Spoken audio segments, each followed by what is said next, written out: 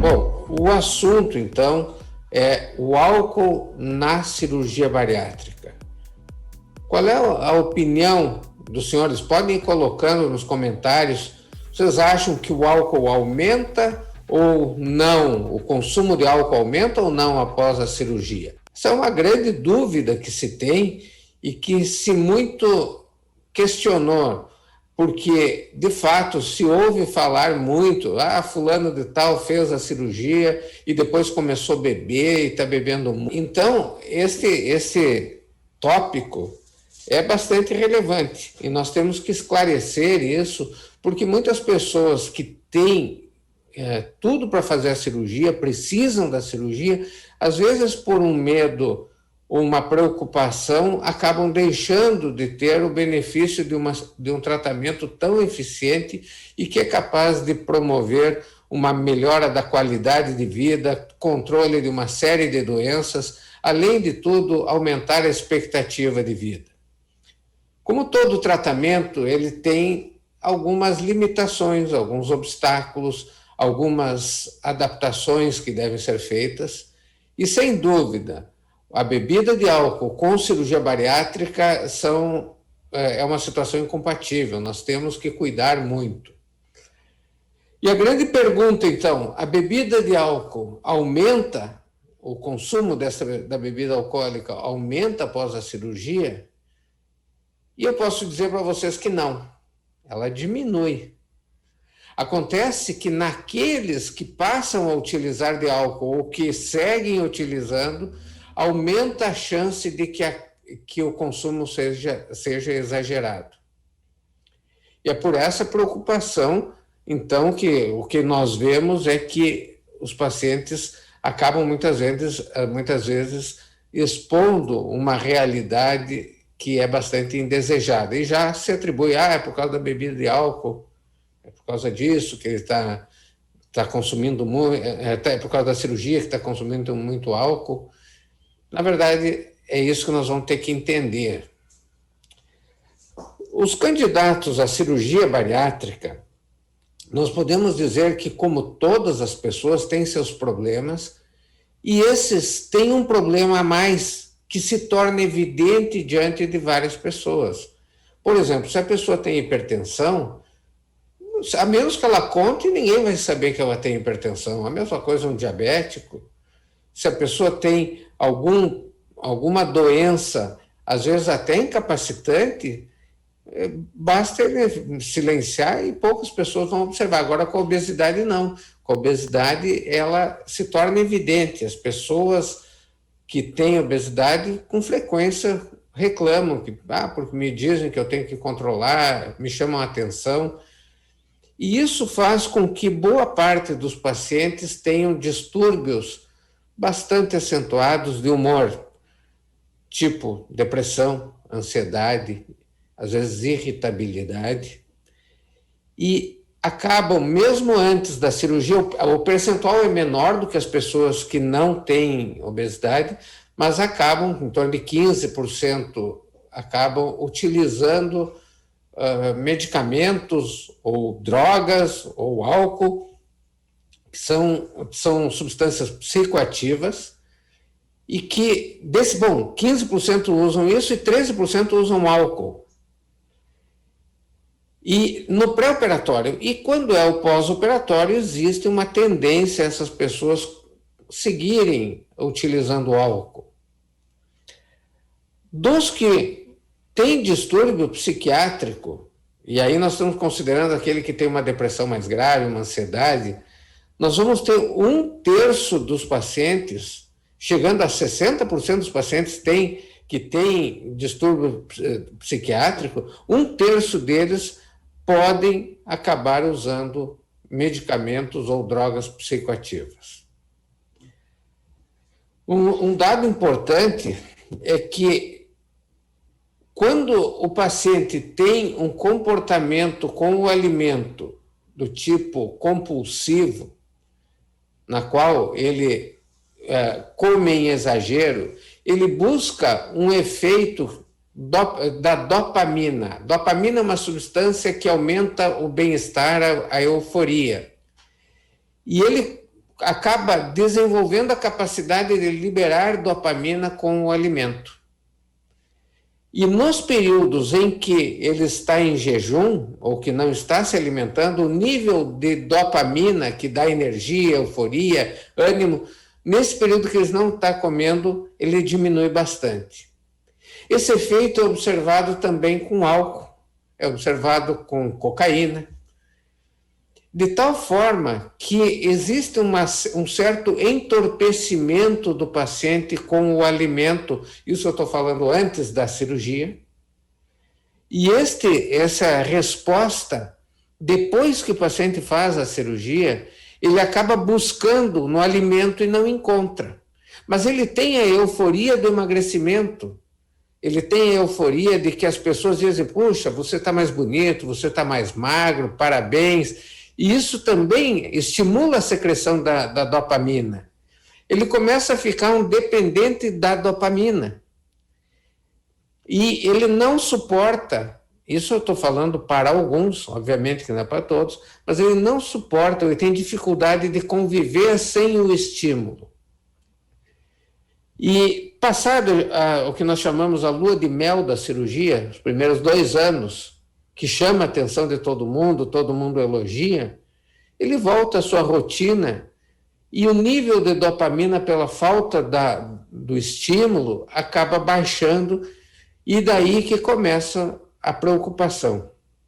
Depois de 2 anos, ele busca outras formas de encontrar esse neurotransmissor que faz com que ele tenha a sensação de bem-estar. Esse que não consegue mais, até não lhe dá mais tanto prazer o volume alimentar, ele tem prazer no sabor e tal, mas ele não tem, a grande quantidade não traz essa sensação, e muitas vezes ele passa a consumir bebida alcoólica, começa a ir à festa e tal, e começa a perceber que o álcool acaba despertando aquilo que ele está sentindo, está em abstinência. E o álcool tem algumas características após a cirurgia. A primeira delas é que o paciente, quando toma bebida alcoólica, ele come menos.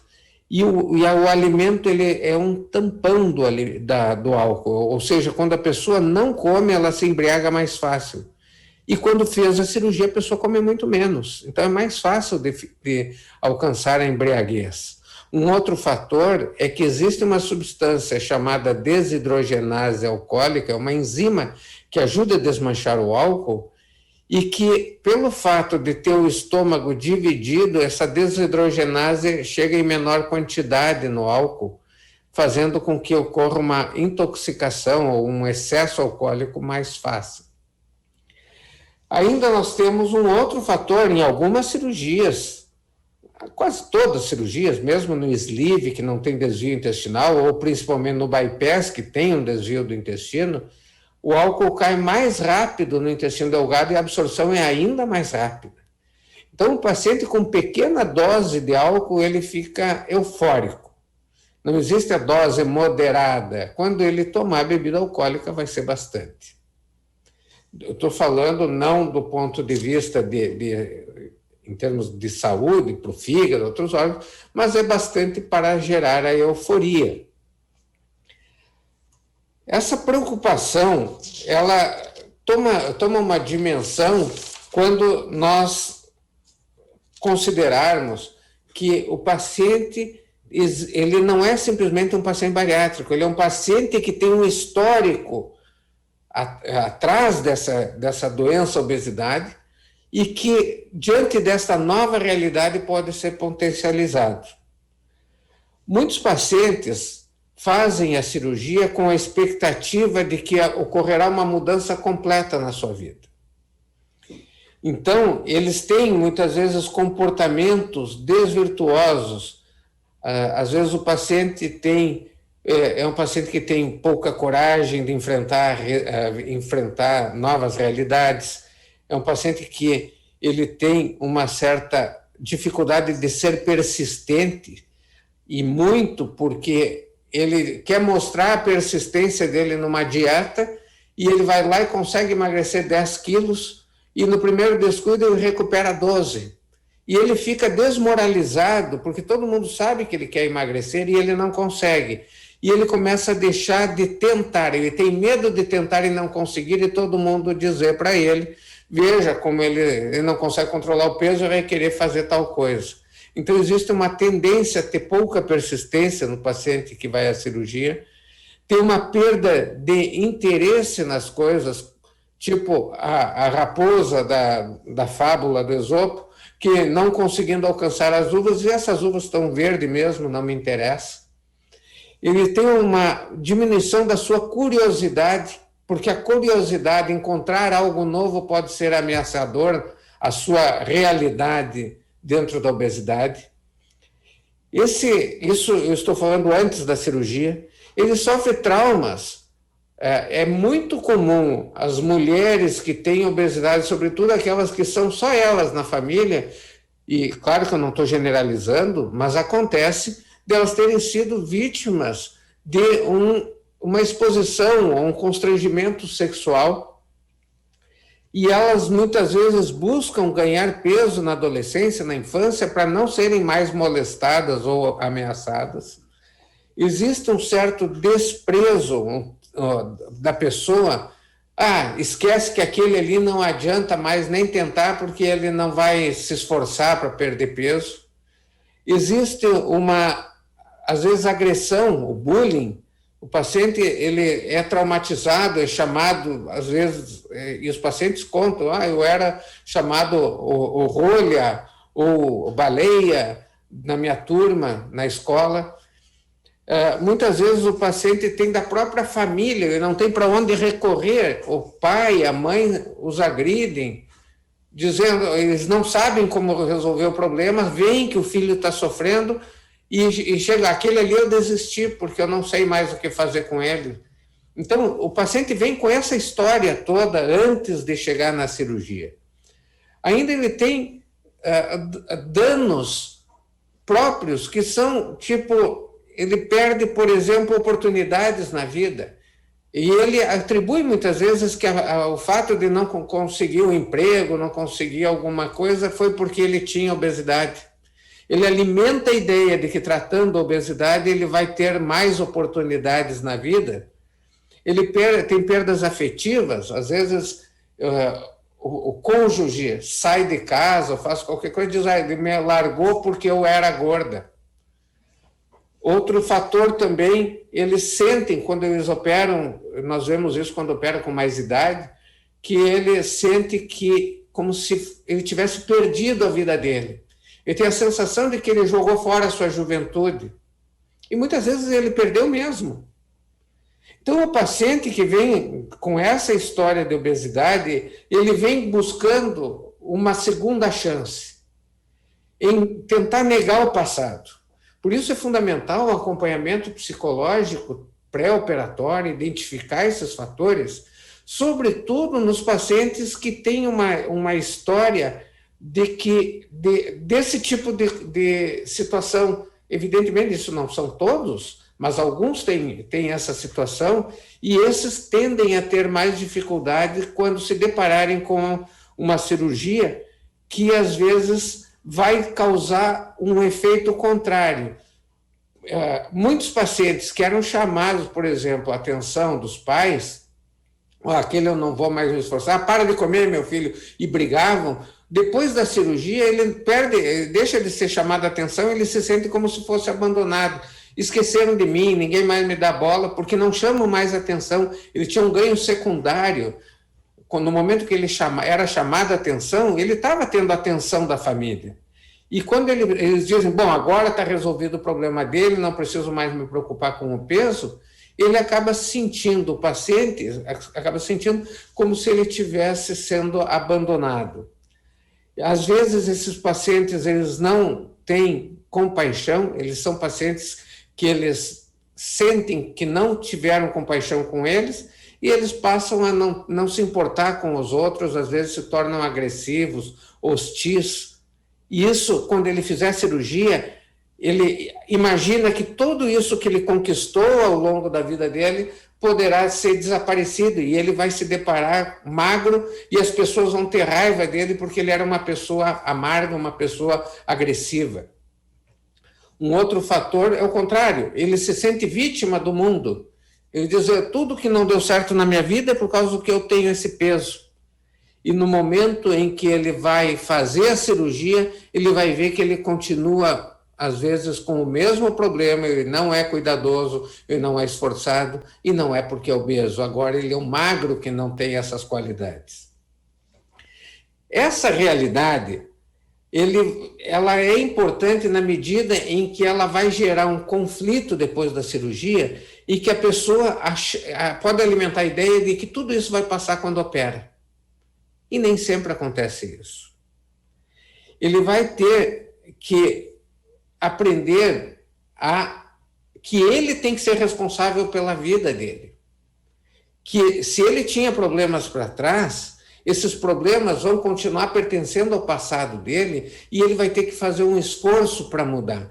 Acontece que a dopamina que passou a euforia, e aí ele vê aquele desânimo e faz ele lembrar daquele passado que ele tinha, daquela história que estava associado com a obesidade, e faz com que ele volte a sentir aquele vazio. E esse vazio muitas vezes é preenchido com álcool, ou com drogas também. Então, o fundamental é entender, por isso que é bastante complexo, nós estamos falando de 13% dos pacientes que acontece um uso excessivo, evidentemente que nem todos têm uma história assim, mas a maioria sim, e é preciso trabalhar e isso é um trabalho difícil para psicólogos, psiquiatras, o cirurgião também deve participar disso, para que ele entenda que ele tem que mudar aquilo que preenchia o vazio dele, que antes era comida, ou às vezes comida e bebida, e que aquelas mágoas que ele tinha do passado não devem ser preenchidas vamos dizer, as mágoas, baixava a dopamina, fazia ele estar desanimado, ele tinha que aumentar a dopamina, ele aumentava com a comida. Agora, não tendo a comida, ele vai querer aumentar essa substância com bebida, e ele não deve fazer isso porque ele vai ficar doente. Então, existe uma associação, mas é preciso que haja um trabalho de equipe multiprofissional. É fundamental, sobretudo nesses pacientes, ou em pacientes que têm uma história similar, ele não tem culpa de passar por tudo isso. A vida das pessoas que ganharam peso, que sofreram com obesidade, com frequência é muito triste. Só que nós temos uma ferramenta que é a cirurgia que é capaz de melhorar muita coisa, mas ele tem que saber usar essa ferramenta, ele tem que estar preparado para usar essa ferramenta. E é isso que se faz com a cirurgia, por isso que uma cirurgia bariátrica não é simplesmente ir lá e fazer uma operação. Às vezes o paciente acha que é isso. Não. A gente procura tratar a pessoa que sofre com obesidade como um todo. É um indivíduo com seus problemas e que nós temos que fazer ele melhorar a sua saúde, diminuir as doenças que estão associadas e, conseguindo isso, fazer com que ele consiga manter esse resultado e isso se consegue com um controle emocional muito grande. O que se pode fazer? Eu falei dos problemas, né? E muitas vezes o paciente acha assim, eu fiz a cirurgia, agora estou resolvido, e ele vai ver que ele continua com os mesmos problemas. Às vezes ele diz, eu não consegui um emprego porque eu era gordo. E não é, ele vai ter que ver, eu vou ter que melhorar como indivíduo, eu vou ter que estudar mais, eu vou ter que me preparar melhor. Ele vai ter que aceitar desafios, vai ter que adquirir coragem. Então, quando acontece isso, nós temos que nos preparar com a equipe, mas também temos que ter atitude. E nestas atitudes, vem que é fundamental encontrar alternativas. Quer ver um outro exemplo? Vou só interromper um pouquinho o que eu ia dizer. Às vezes acho que é só o álcool. Não, existem muitas vezes pacientes que ficam, que é mais preocupante, que ficam compulsivos por compra. Outros ficam compulsivos por sexo. E eles buscam a dopamina em várias coisas, fazendo excessivamente aquilo. E para que nós possamos ter um resultado de melhora da saúde, nós temos que evitar esse tipo de comportamento e passar para, se tiver alguma coisa quase que compulsiva, que não deve ser, nós temos que buscar isso, por exemplo, na atividade física, no estudo, ler livros, ter um convívio social saudável. Então, esse comportamento é importante. O paciente que vai fazer a cirurgia, ele já tem que ter em mente, no momento que eu vou fazer a cirurgia, eu oriento os pacientes assim, vai fazer a cirurgia agora, mês que vem eu quero ver a data do início na academia. O que eu estou fazendo quando eu falo isso para o paciente? Além de melhorar fisicamente, eu estou dando um outro, na lua de mel, eu estou dando um outro hábito para ele capaz de liberar a dopamina para que depois ele não vá procurar o álcool. São estratégias que nós podemos lançar para ajudar que o paciente saia deste vício nocivo ou que nem entre. É fundamental também entender que nós somos corpo e mente, ou corpo e espírito.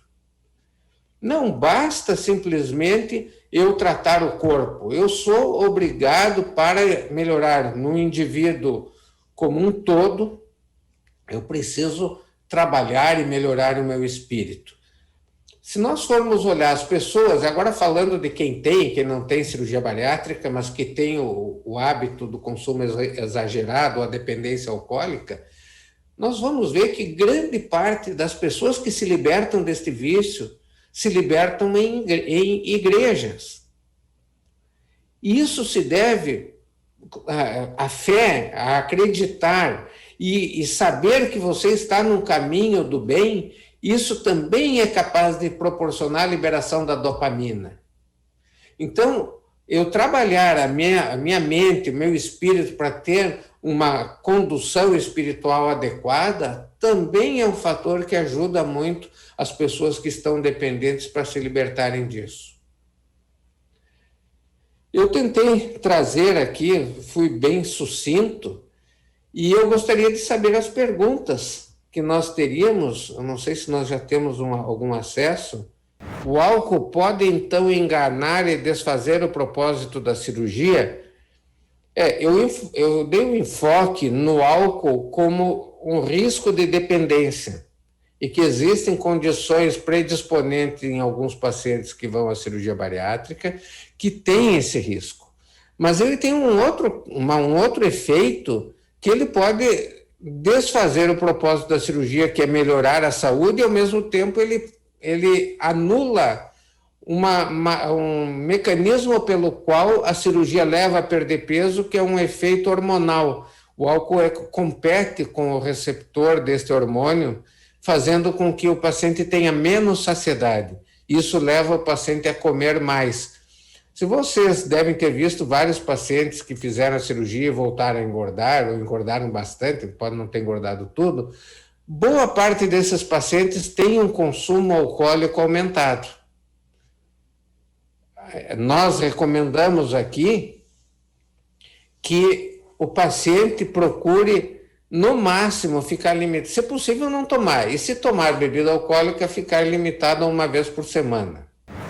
Eu fiz a cirurgia e depois aumentou a vontade de beber. Isso é bem comum. E cai naquele efeito que eu comentei da dopamina. Antes a pessoa, ela comia e tinha liberação desse hormônio, desse neurotransmissor no cérebro que dava euforia e satisfação. Como é que ela pode modificar isso? Nós temos uma outra substância euforizante similar, com efeito similar à da dopamina, que é a endorfina. E essa é liberada pela atividade física. Então, se eu quiser diminuir o consumo alcoólico, uma das estratégias, e eu considero uma das mais eficazes, é a pessoa começar a praticar atividade física. Não é só para o corpo, não é só para firmar a pele, mas também ela tem uma finalidade de diminuir a dependência tanto de comida quanto do álcool ou outras drogas. Na verdade, tem uma série. A dopamina é apenas uma das substâncias responsáveis pela euforia. Então, não é só a dopamina que faz isso. Se nós pensarmos uma pessoa que sofre bullying, uma pessoa que se sente rejeitada, uma pessoa que tem uma limitação física, que tem doenças, tem diabetes, ela tem razões de sobra para estar triste. Mas quando ela alivia todos esses problemas, ela vai estar mais feliz, mas é uma felicidade não dependente apenas de uma substância, é uma felicidade real. A dopamina, ela dá uma felicidade instantânea, momentânea, dá naquele momento e depois que passou o efeito, volta ao basal. O que alguns estudos mostram é que a dopamina basal no paciente que tem obesidade é um pouco mais baixa, então ela tende a ficar mais eufórica no momento que ela come e em seguida baixa para um nível um pouco mais, fica um pouquinho mais insuficiente. E depois da cirurgia, se souber trabalhar isso, vai estabilizar num nível, a dopamina um pouquinho mais alto.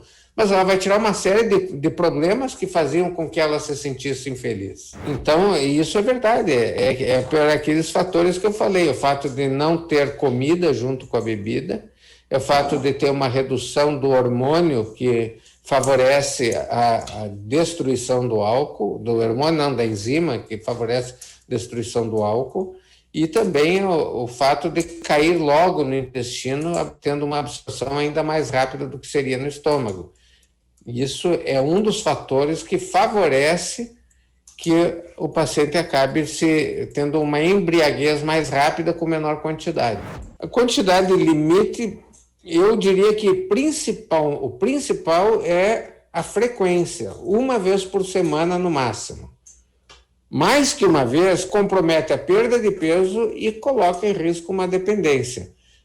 Então, deve ser evitado de se ter um hábito, não deve ser um hábito a bebida. Bom, a primeira coisa é que ninguém consegue interferir em quem não quer. É preciso que o paciente queira. Se nós pudermos dizer um papel anterior dele estar dependente, é começar a colocar na família hábitos saudáveis, evitar, principalmente nas pessoas mais jovens, que se façam muitas festas com bebidas alcoólicas. Eu tenho um paciente que ele faz um churrasco por dia. Mas eu não como quase nada, mas ele faz só para poder beber com os amigos.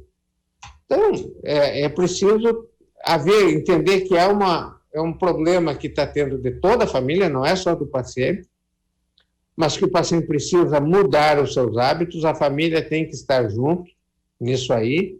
É importante eu recomendo, principalmente se o paciente tem uma religiosidade, que ele procure viver mais a sua religião.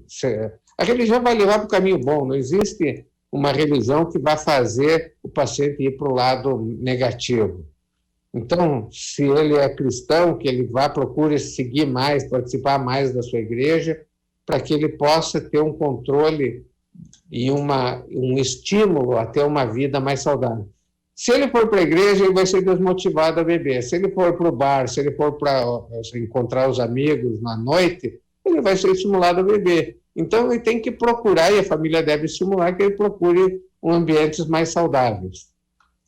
E não ser parceiras nessas festas que, na verdade, são desculpas para que encontre motivo para beber. O ideal é que não fume. Nós fizemos uma cirurgia para que o paciente melhore a sua saúde, que ele diminua os problemas decorrentes da alimentação. Agora, eu teria que dizer que ninguém deve fumar, mas tem alguma consequência além do que tem para as outras pessoas em quem fez a cirurgia? Não.